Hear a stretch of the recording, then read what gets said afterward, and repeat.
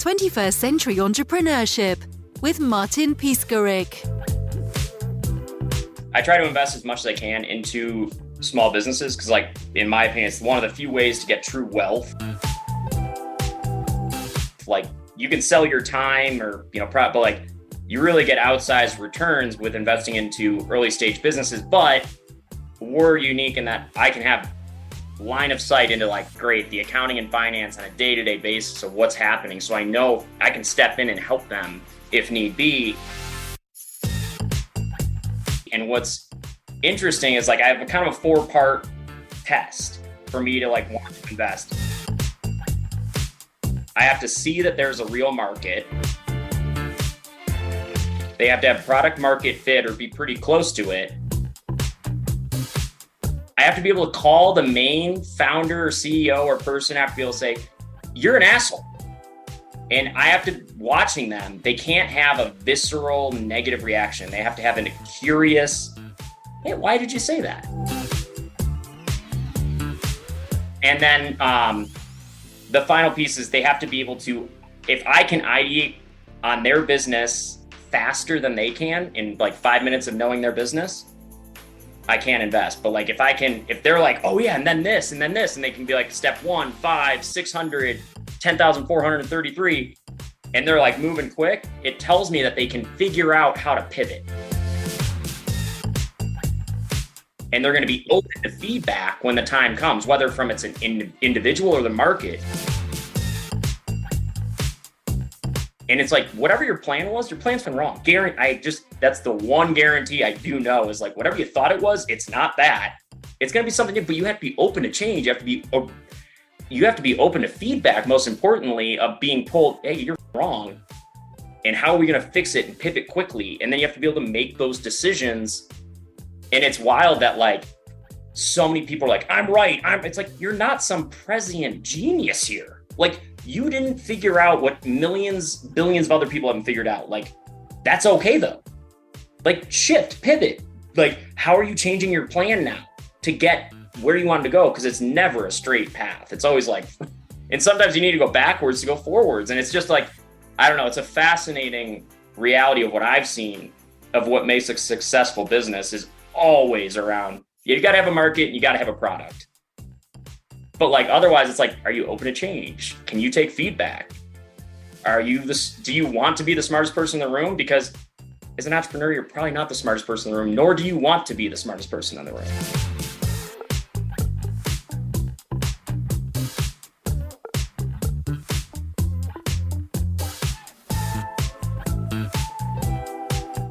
What I've found is, after doing this for over a decade with hundreds of businesses all across different industries, like, it's fascinating how they all have the same problems. They think they're unique, but they have the same exact problems, the same core issues. And a lot of it comes down to people. A lot of it comes down to not wanting to look, turn the mirror inwards, look at oneself and understand, like, how you're messing things up and how to create. The other thing that's crazy is accountability. It's so simple.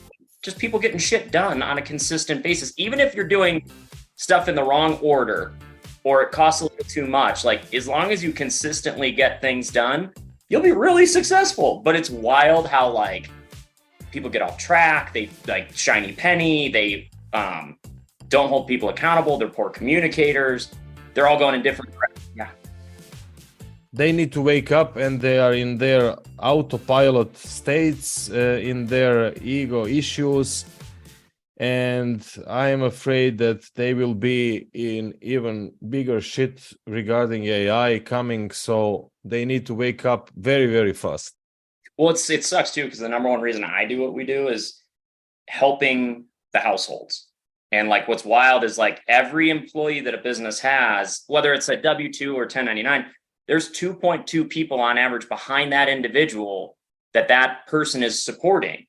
Food, shelter, clothing, fun. And when businesses make bad decisions, it's usually not the leaders that are suffering. It's usually the employees and it's their households. And that's 3.2 people now that may not have a job because you made a bad decision. And that's a lot of strife. That's a lot of challenge. That's a lot of, heartbreak and stress. And, like, it's easily avoidable.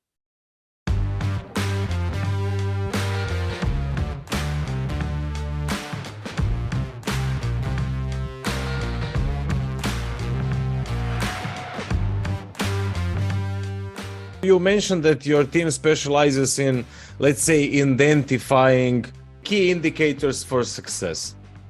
So what are these? How do they differ across industries or types of businesses? Well, what's fascinating is I don't think they actually change almost at all across industries or businesses because it's core elements of success. These are not industry unique. It's clear communication that's present and transparent, direct, most importantly. That doesn't mean it's mean. It doesn't mean it's cold-blooded. It just means it's present, transparent, and clear. So we both understand what's being said. Accountability, ownership of tasks. Things are getting done consistently by all roles within the organization. People know what they're accountable for, when, what good looks like. The other things are, from a leadership team perspective, it's understanding of unit economics. Great, if you sell something, how much do we sell it for? How much do we make? Why? How can we improve that? And really understanding how those unit economics align with the bigger picture for the business. What is the vision for it? What are the goals we have? And how can we use our understanding of those unit economics to achieve goals? Another one that I found is understanding of how cash flows in a business. Not statement of cash flows, but what are the levers in each business that drive cash flow? Payment terms, or how long do we let customers sit on an invoice before they pay us? They're very simple, but just because they're simple doesn't mean they're easy. It's the understanding of how these things come together and create success. But those are probably, doesn't matter what industry, doesn't matter what type of business, accountability, communication, cash flow, and unit economics. When you have a firm grasp on those things, when the leadership team has a firm grasp, when a company and its people are committed to those things, you will be wildly successful, like across the board. Like it's just hands down. If you can tell us a bit about your journey leading to founding your company, Focused Energy, what inspired you to start this venture and what was the trigger? Yeah, so when I founded the business, it was really born from growing up in an entrepreneurial family. Half my family was very successful. My side of the family, my father is a brilliant woodworker, very insightful, but he wasn't great at running construction businesses. And so I watched and felt the stress that cash flow issues and business challenges put on our family. And through my journey, I was working for a large corporation, discovered a large fraud, reported it, was told to cover it up, went to the SVP of this public company and got the corporate, BS line of, oh, we care. Yeah, that's an issue. And I was like, you don't care? You don't want to fix this? And I realized at that point, I was just never going to be built for doing a corporate job. And my passion is all around entrepreneurship and changing your life and positively impacting the community through business ownership and entrepreneurship. And I realized that most businesses, one, they don't need a full-time CFO. They don't need full-time any finance and accounting staff. And what they need is transparent communication on the basic business logic, which is like, great, what's going on with cash flow? Hey, how are we making money? Where are we spending money? Why? In asking very obvious, simple questions. And it's helping people talk through and work through these challenges. And I got an immense amount of fulfillment from helping people discover or rediscover their passion in their business and connecting it back to the financials, connecting it back to the operations, and helping them realize that no matter how bleak the picture may be, there is always a path. And that's conversely true with businesses that are successful but are facing challenges. Is there's always a path to get there, and the greatest thing about it is it's simplification. And that's, I think, is people we're predisposed to want to complicate things. So it's coming in and as a third party from the outside, just helping business owners, leadership teams see the truth and work towards achieving their goals. And it's just having tough conversations. let's go to the cash flow that you just mentioned. So many of our listeners are startup owners who struggle to understand their financials. Could you explain the importance of understanding cash flow on the first place for a growing business and how to do it? Yeah. So I think the best analogy I've ever heard was, if there's no gas in the car can't go forward. Same with a business. If there's no money in the business can't move forward. And so managing cash flow is understanding what activities are you taking and how do those impact cash and how it moves in and out of the business. The biggest elements with cash flow are start with the big stuff, the boulders, and then down. You don't really need to care about the grains of sand. Those aren't going to hurt you. If a boulder hits you, it's probably going to kill your business. So it's how do we first identify the really big things? Great, from spending money, the people or inventory, major capital expenses, big ticket things that are going to really, put a big dent in cash flow. And same thing on the money inside. Great, where are we making our money? And there's a big difference between revenue and profit. And so just because you're charging people a lot doesn't necessarily mean you're making a lot. So it's really understanding, great, how much are we charging? When do we charge? How do we get paid? Is it, and it's getting more detailed and understanding, do we have just a few major clients or customers and they pay us a lot of money? Great. There's a little risk in that.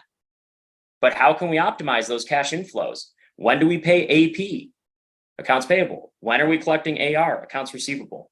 How can we accelerate collecting money? And how can we either manage or delay, paying certain funds to make sure that when we start a week, we know how much money we have. When we end a week, we know how much money we're going to have. And it should be a weekly cash flow. And some people say, hey, 13-week cash flow. We usually go out, at least a year, because here's another element. If I hire a salesperson, what's going to happen to cash? Initially, cash is going to dip because we're spending more. But then our expectation is that person's going to bring in business. Okay, great. When are they going to bring in business? Okay, how long does it take to close a deal? But then how long does it take us once we close a deal to then get paid by that customer?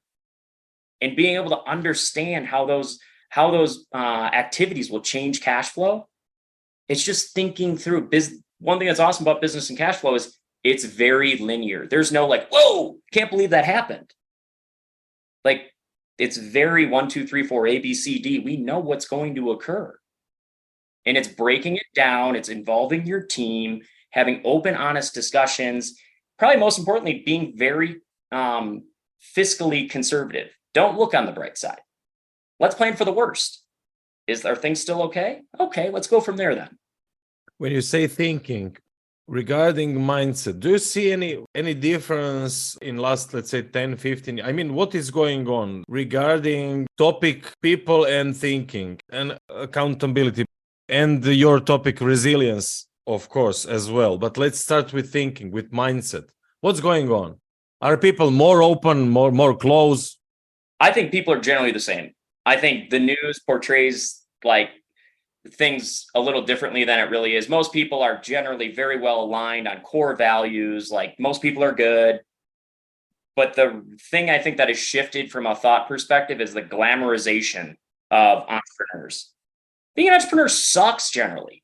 You don't know what's going to happen. You don't know, are we gonna make payroll, or am I gonna be a failure? It's so much self-doubt. It's so many things that people don't realize. And I think we've glamorized people that run businesses. And I think it's so rare to reach that level of success. But I think because of mass media and because of social media, people, especially entrepreneurs, will portray how great things are. And in reality, we see behind the curtain, most businesses are on a razor's edge of collapse. And it's not a bad thing. It's just the reality is entrepreneurship is not as glamorous as people think it is. It's amazing growth. Great things can happen. I love it, but it's also brutal. There's so much self-doubt, so many things that you're having to figure out that you've never had experience in, that you've never, ever faced before. And everyone's looking to you for an answer. And I think the reality is, I believe people think it's easier than it really is. And I think that's the biggest mindset that's changed, is that it's not a get quick rich scheme. It's not easy. More often than not, businesses fail. And I don't believe they need to, but you have to be willing to take a very honest look at yourself in the mirror on a daily basis and face down some of the most difficult challenges you've faced, knowing that the decisions you make are going to impact the households you're supporting, not only yours, but your employees. And I don't think there's enough awareness around it. I think that's the mindset that's really shifted, is people thinking it's this easy path to wealth, and it's not.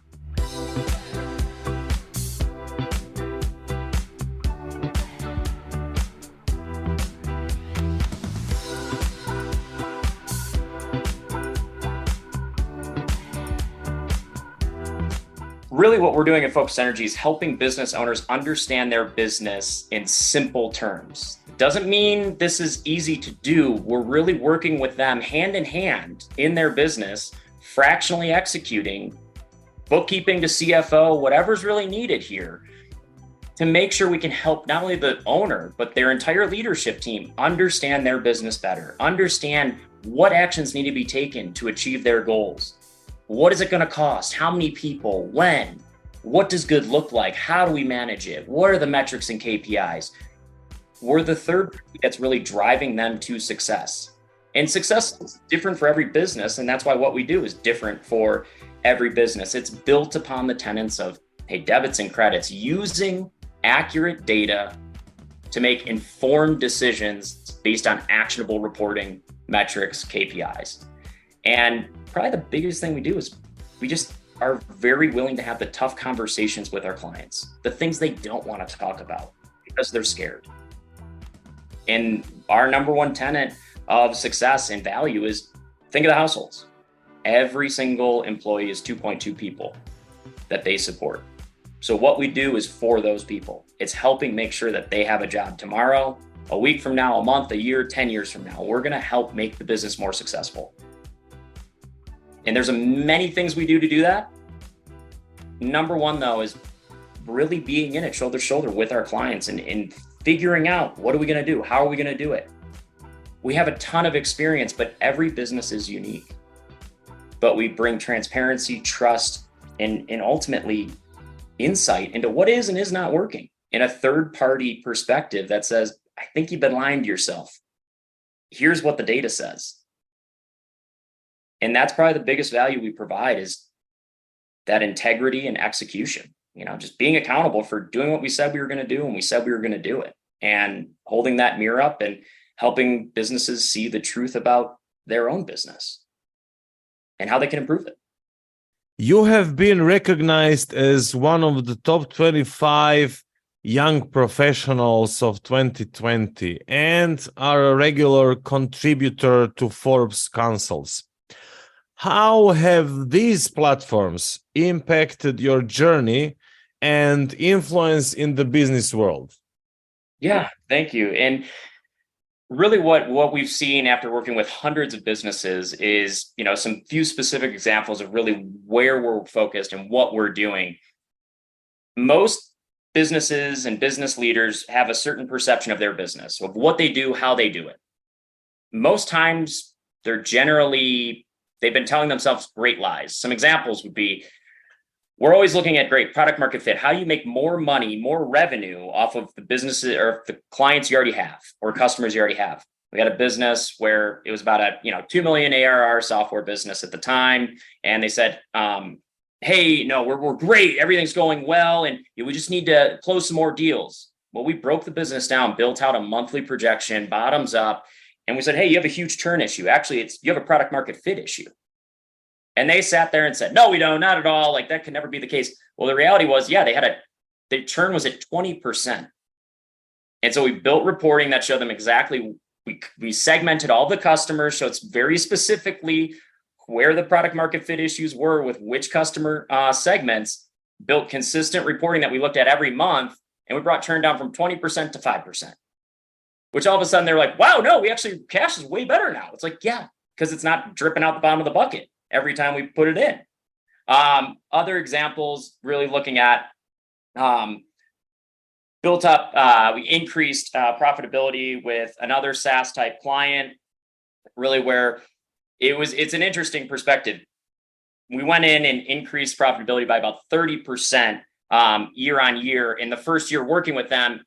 But then based on understanding and breaking down all of the goals the client had, we then ran them to zero profitability the next year on purpose.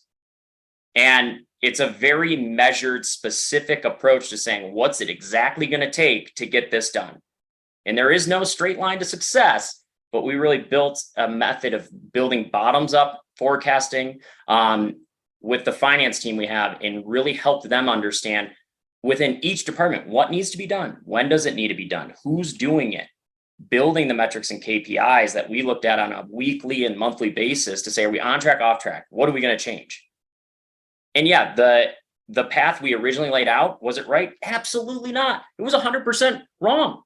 But it's not about being right. It's about getting everyone aligned, getting the buy-in, and we were able to really help them understand what wasn't working in sales, what wasn't working in marketing, very specifically what sales channels weren't working, what marketing funnels were not effective. How are we optimizing each part of the lead, MQL, SQL, opportunity, close one? How are we doing that in HubSpot, implementing HubSpot? It's really about building a clear path, and then we do that consistently with every client, irrespective of the type or industry. We had another one where we went in and it was a CPG company, a food company.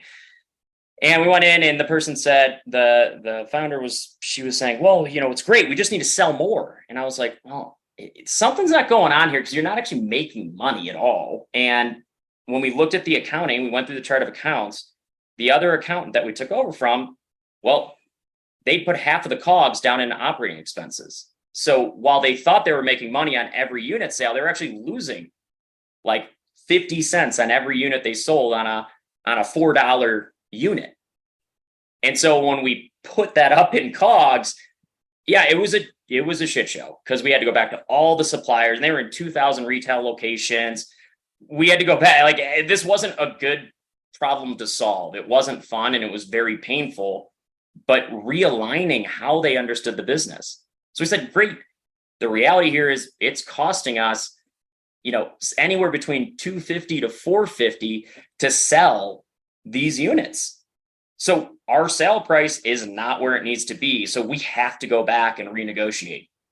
Well, they're not going to I know they're not going to like it. No one's going to like it. But if you keep on this path, you just keep losing money. And really, it realigned the entire perspective of the organization. And they're still actually around. They've actually doubled in size. And it's exciting because these are not easy problems to solve, but they're core to the business. How do we make money? Where are we losing money? Where are we making money? And how do we optimize that? And it's different for every business, and we just chart a path to achieving those objectives and goals.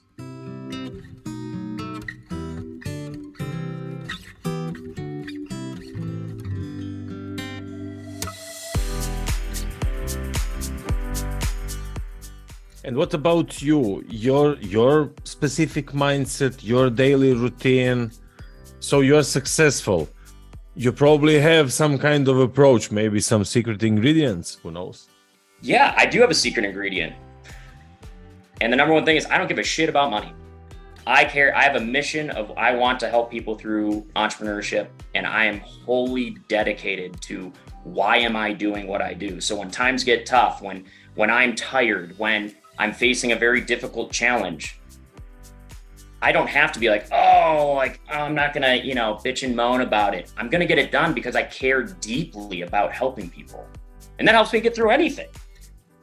It's literally, there is no shortcut to success. And, if someone knows of it, I hope you have them on, and I will love listening to them, because all I've learned is it's hard work, perseverance, and most importantly, being open to other viewpoints and inviting that in to see, is there a better way to do this? And it's, I wake up early. I generally wake up around 4 or 5 in the morning, and I work my ass off every day. And I think that's the only path to success. Is it super efficient? I'm sure there's a better way to do it, but I know that when I look in the mirror, I can say, am I fulfilling my life's mission? And yeah, and that excites me every day. And it attracts the right type of clients. It attracts the right type of staff. And I think that's how you change the world for the better, is believe in something more than money. Money always follows passion, but understand, why do you wake up in the morning? What change are you making?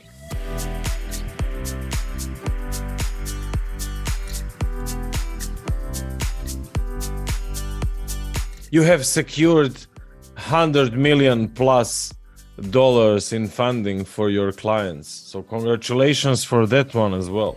Thank you. Yeah, that's those elements of understanding unit economics, cash flow, understanding the story behind the numbers, and most importantly, transparency with oneself. And like, that's the big component to being able to successfully raise money. It's the venture capitalists, PE firm, they're not stupid. You didn't solve it with your pitch deck here. They're going to smell bullshit if it doesn't make sense. Like, it has to be simple. Just because it's simple doesn't mean it's easy to do. It's breaking it down and truly understanding your business. And that's, when you do that, it's easy as hell to raise money. You know exactly who you're selling to, why they're going to buy it, what the competitive landscape is, the go-to-market strategy, product market fit, all the people you need, how much cash, what the return looks like. It enables you to have penetrating, meaningful discussions. And that's what successful capital raises are built on, is a good understanding of what creates success for your business. All right, if you want to find out more, please go to www.focusedenergy.work. That's WORK, focusedenergy.work. And just complete a contact us form, and we'll reach out, set up some time to talk about it and figure out, one, can we help you and how will we help you? And then have that conversation. It's a lot of fun, actually. 21st Century Entrepreneurship with Martin Piskarik. Imagine a space where triumphs, trials, and tales of entrepreneurship come alive. Welcome to the 21st Century Entrepreneurship Podcast, a gold awarded journey hosted by Martin Piskarik, connecting with listeners in 95 countries and ranking in the top 0.5% of all podcasts. Join our exclusive community, elevate your perspective, and embark on the path to success.